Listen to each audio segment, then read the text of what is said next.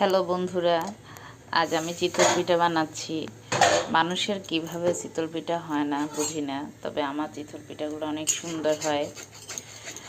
তো আমি চিতল পিঠা বানাচ্ছি আজকে, আর ছেলে মেয়ে স্বামীকে খাওয়ানোর জন্য।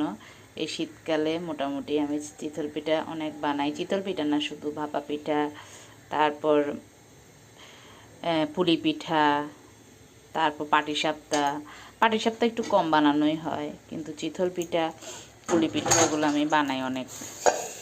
তারপর ভাপা পিঠা, এগুলো অনেক বানানো হয় আমার। তো আমি খাওয়াই ওদেরকে মোটামুটি। এটা আমার ভালো লাগে যে সবাই খাবে, আমার ছেলে মেয়ে কেন খাবে না, আমার হাজব্যান্ড কেন খাবে না।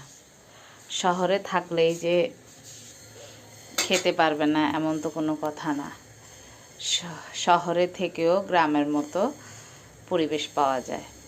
তো আমি সেজন্য বানাই।